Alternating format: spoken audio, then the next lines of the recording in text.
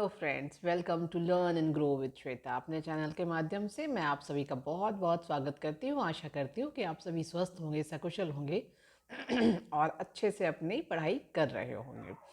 तो फ्रेंड्स, आप सभी जानते हैं कि अपने प्रीवियस वीडियो में मैंने सीटेट का प्रीवियस ईयर पेपर का सीडीपी का पार्ट 1 यानी कि जिसमें 16 क्वेश्चन शामिल थे, हमने उसको डिस्कस किया हुआ था। अब हम रिमेनिंग क्वेश्चंस हमारे हैं वो उसको हम डिस्कस करने वाले हैं अपने इस वीडियो में।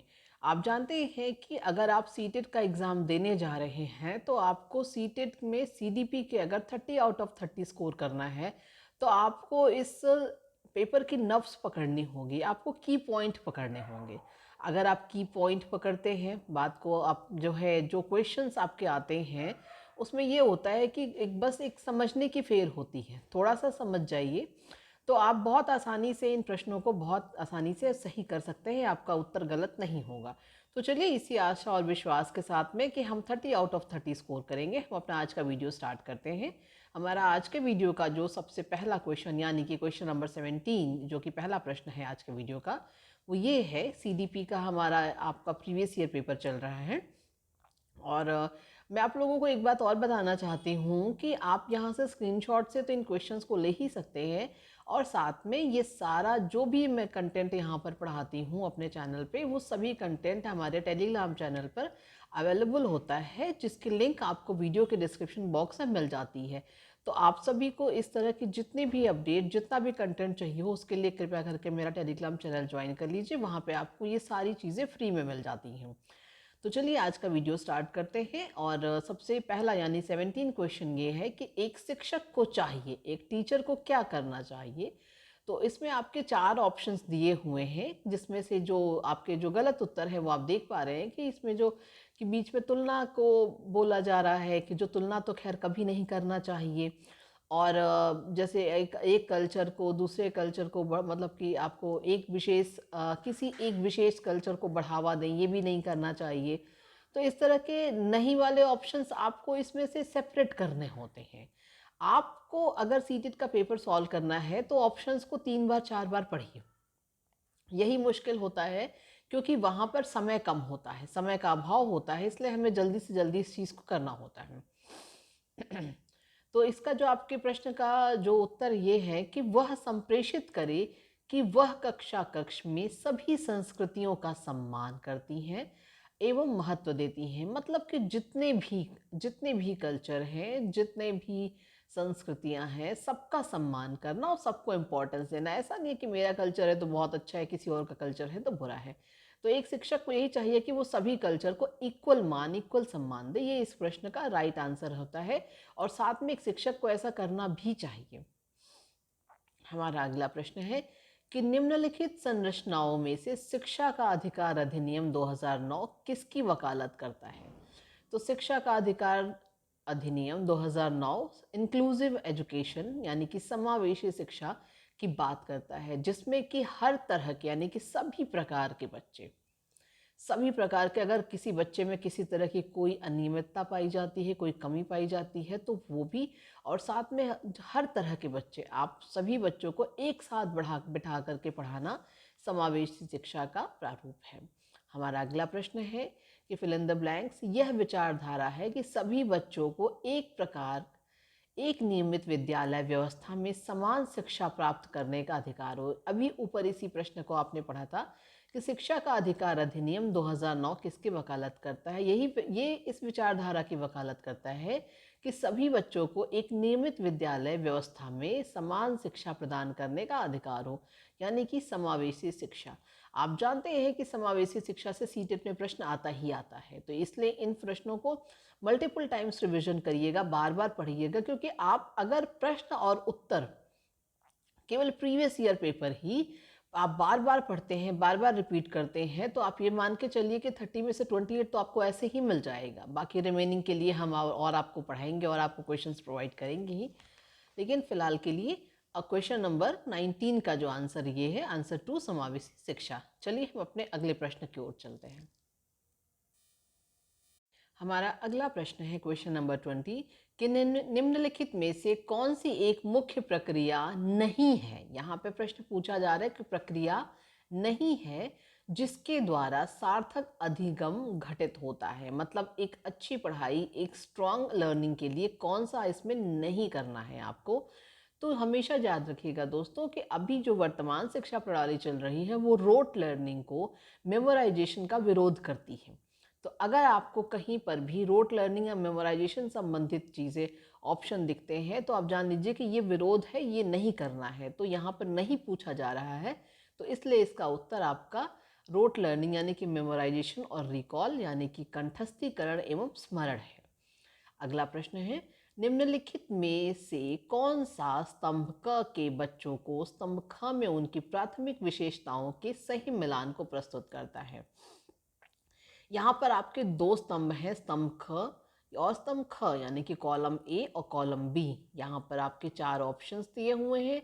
एक आपका है प्रतिभाशाली और एक आपका है अधिगम अशक्ता, और तीसरा है सृजनात्मकता, और चौथा है अवधान कमी अति सक्रियता व्यक्ति क्रम। और इसके आपके ऑप्शंस बी में दिए हुए हैं, धारा प्रवाह पढ़ने में कमी है, मूल समाधानों के बारे में सोच सकता है, आसानी से विचलित होने की आदत है, शीघ्रता से एवं स्वतंत्र रूप से सीखने की योग्यता है। तो आप यहाँ पे देख पा रहे हैं दोस्तों कि यहाँ पे प्रतिभाशाली का मिलान जो है आपका ऑप्शन डी से किया गया है कि प्रतिभाशाली जो होते हैं वो शीघ्रता से एवं स्वतंत्र रूप से सोचने की योग्यता रखते हैं। दूसरा है अधिगम अशक्ता।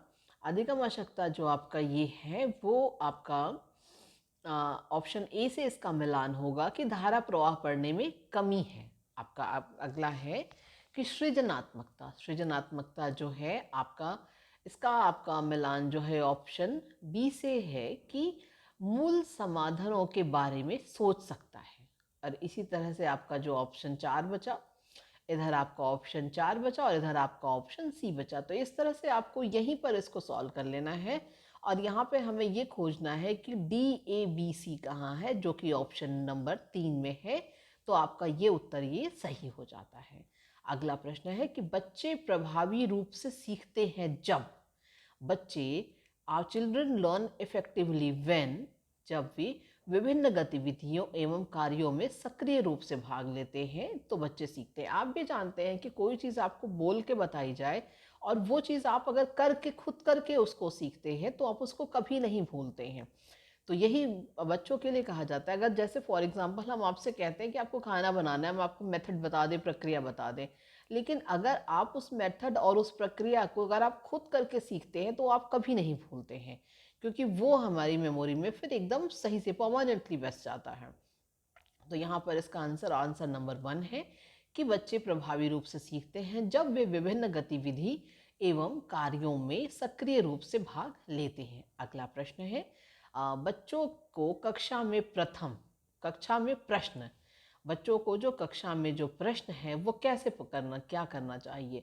तो पूछने से रोकना चाहिए, पूछने के लिए प्रेरित करना चाहिए, पूछने के लिए हतोत्साहित करना चाहिए और पूछने की अनुमति नहीं देनी चाहिए। आप यहाँ पे सीधे सीधे देख पा रहे हैं दोस्तों कि ऑप्शन नंबर 1, ऑप्शन नंबर 3 और ऑप्शन नंबर 4 तीनों नेगेटिव आंसर है और एक आंसर ही आपका इसमें सीधे पॉजिटिव है, जो कि बच्चों को प्रश्न पूछने के लिए प्रेरित करना चाहिए। ऐसा नहीं है कि आपसे बच्चा प्रश्न पूछ रहा है तो आप उसको डांट डपट के बिठा दीजिए, नहीं, आपको ऐसा नहीं करना है। आपको उनको सही से बताना है, आपको उनकी जो भी क्यूरियोसिटी है, जो भी उनका सवाल है, उसको आपको सॉल्व करके उनको सही से समझाना होता है। तो ये एक टीचर को करना भी चाहिए और ये इस प्रश्न का सही उत्तर भी है। चलिए हम अपने अगले प्रश्न की तरफ चलते हैं। हमारा अगला प्रश्न है क्वेश्चन नंबर 24 कि संरचनात्मक दृष्टिकोण के अनुसार अधिगम क्या है। संरचनात्मक दृष्टिकोण के अनुसार कंस्ट्रक्टिव अप्रोच में अधिगम को कहा जाता है एक सक्रिय एवं सामाजिक प्रक्रिया, यानी कि पैसिव एंड इंडिविजुअलाइजेशन, यानी कि आपका सक्रिय और आपकी सामाजिक प्रक्रिया जो होती है जो है। और साथ में सीटेट के एग्ज़ाम को क्वालिफाई करने के लिए मैं आप लोगों को एक बात और बताना चाहती हूँ दोस्तों कि कई बार ऐसा होता है कि हिंदी में उत्तर आपको कुछ शब्दों का हेर फेर लग सकता है, लेकिन फाइनल हमेशा आपका इंग्लिश का ही आंसर माना जाता है। इसीलिए मैं अपने हर वीडियो में ज़रूर कहती हूँ कि सीटेट का पेपर अगर आपको सॉल्व करना है तो आप हिंदी के ऑप्शंस के साथ साथ में इंग्लिश के ऑप्शंस को ज़रूर देखिए। आगे चलते हैं। जब शिक्षक को विद्यार्थियों एवं उनकी योग्यताओं के बारे में सकारात्मक विश्वास होता है तब विद्यार्थी, इसका आंसर ये है कि अगर जब भी शिक्षक को विद्यार्थियों और उनकी योग्यताओं के बारे में सकारात्मक विश्वास है, पता है कि मेरा स्टूडेंट ऐसा कर लेता है, तब विद्यार्थी सीखने के लिए उत्सुक एवं प्रेरित रहते हैं।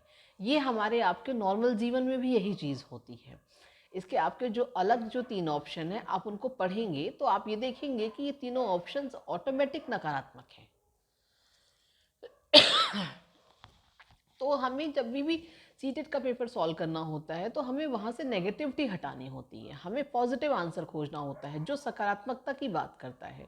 तो कई बार ऐसा होता है कि हमें उत्तर नहीं भी मालूम है तो भी अगर हम सकारात्मकता की बात करते हैं तो हमारा आंसर सही हो जाता है। तो यहाँ पे क्वेश्चन नंबर 25 का जो सही आंसर है वो आंसर नंबर 2 है। अगला प्रश्न है कि बच्चों की गलतियाँ, बच्चों की जो बच्चे मिस्टेक करते हैं वो क्या करते हैं, कोई बुरी चीज़ होती है? बिल्कुल नहीं। बच्चों की जो गलतियाँ होती हैं, इसका जो सही उत्तर ये है कि बच्चों की गलतियाँ अधिगम का एक भाग है तथा उनके विचारों में एक अंतर्दृष्टि देता है। यानी कि जो गलतियाँ होती हैं, हम गलती करेंगे तभी तो सीखेंगे। अगर कुछ करेंगे तभी तो सीखेंगे, अगर हम कुछ करेंगे नहीं तो सीखेंगे कैसे? तो इसीलिए बच्चों से गलतियाँ होती हैं, होने दीजिए, उन्हें गलतियों को होने दीजिए और उन्हीं गलतियों से उन्हें सीखने दीजिए। इसीलिए कहा जाता है कि बच्चों की गलतियाँ जो है अधिगम का एक भाग है और उनके विचारों में एक अंतर्दृष्टि देती है। और इसके जो आपके और जो अलग 3 ऑप्शन है कि एक है शिक्षण अधिगम प्रक्रिया में महत्वहीन है, ये तो बिल्कुल ही गलत बात है कि महत्वहीन तो बिल्कुल नहीं होता है, गलतियाँ तो बल्कि इंपॉर्टेंट होती हैं, गलती करेगा तभी बच्चा सीखेगा। दूसरा है कि प्रदर्शित करता है कि बच्चे कितने लापरवाह हैं, ये तो महागलत है, महागलत ऑप्शन है। क्योंकि हम अपने अपने शिक्षण प्रक्रिया में हम बच्चों को गलत नहीं ठहरा सकते, क्योंकि बच्चा नहीं फेल होता है, वो प्रणाली फेल होती है। बच्चे ने गलत नहीं किया होता है, बच्चे को हमने जो सिखाया जो बताया वही बच्चा कर रहा है, तो इसलिए बच्चा गलत नहीं है। तो इस तरह से ये जानिए कि आपका जो तीसरा ऑप्शन इसमें ये है कि बार बार अभ्यास करने के लिए कहकर तुरंत सुधार देना चाहिए, नहीं। यहाँ पे गलतियाँ सुधरें, बार बार अभ्यास कराएं, वो बात सही है, काफ़ी हद तक ये बात सही है। लेकिन सबसे सही जो जवाब है इसका वो यही है कि बच्चों की जो गलतियाँ होती हैं वो अधिगम का एक भाग है तथा उनके विचारों में एक अंतर्दृष्टि देती है। अगला प्रश्न है कि मूल्यांकन यानी कि असेसमेंट को क्या करना है? तो असेसमेंट को आपका जो है शिक्षण अधिगम प्रक्रिया का एक भाग होना चाहिए।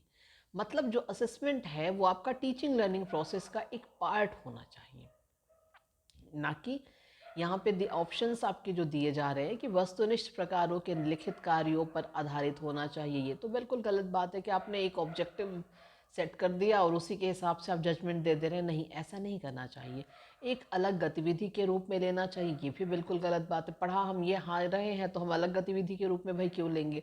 और एक और ऑप्शन आपका केवल नंबरों के संदर्भ में करना चाहिए, सिर्फ नंबरों के हिसाब से कैसे बात की जा सकती है?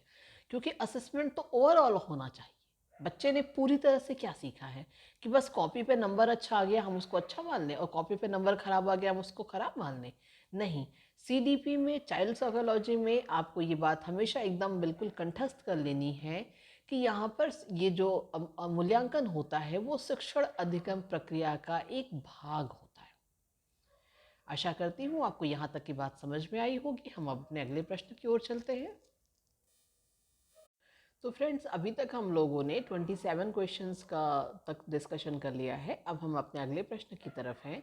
यहाँ पे ये है कि नीचे लिखी हुई स्थिति किस सिद्धांत को दर्शाती है कि जो विद्यार्थी अच्छा प्रदर्शन नहीं कर पाते हैं वे महसूस करते हैं कि वे पर्याप्त रूप से अच्छे नहीं हैं और हतोत्साहित महसूस करते हैं, तब उनमें बिना प्रयास के कार्य को आसानी से छोड़ देने की संभावना है। इस प्रश्न को बहुत ध्यान से समझिएगा दोस्तों, क्योंकि यही सब प्रश्न एग्जाम में गलत हो जाते हैं। यहाँ पर अगर आपको यहाँ पे सिर्फ और इस तरह के प्रश्नों को हल करने के लिए बस वही जो मैं की पॉइंट्स की बात करती हूँ वहीं से ये सब सॉल्व होते हैं। तो यहाँ पे देखिए आपने देखा कि प्रश्न कह रहा है कि जो विद्यार्थी अच्छा प्रदर्शन नहीं कर रहे हैं वो मान के चलते हैं कि भाई वो पर्याप्त रूप से अच्छे नहीं हैं और डिसअपॉइंटेड फील करते हैं और उनमें किसी भी बिना किसी प्रयास के आसानी से काम को छोड़ देते हैं कि भाई हमसे तो होगा नहीं, हम इसको छोड़ देते हैं। तो ये यहाँ पे ये बात किस चीज़ की तरफ इशारा कर रही है, इसके ऑप्शंस को भी समझने की ज़रूरत है। आपका पहला ऑप्शन ये है कि आनुवंशिकता एवं पर्यावरण संबंधित नहीं है।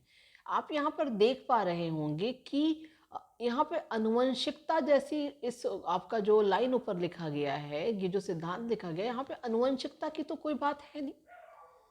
यहाँ पे जेनेटिक या फिर जो है कि माता पिता कमज़ोर थे इसलिए बच्चा कमज़ोर हुआ, या पारिवारिक परिवेश की बात कोई कही जा रही है, यहाँ पे ऐसी तो कोई बात नहीं कही जा रही है।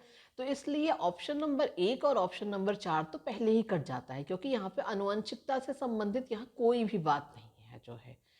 तो पहला और चौथा ऑप्शन तो कट गया, अब बचा तीसरा और दूसरा। यहीं पर आपका उत्तर आपको मिलेगा।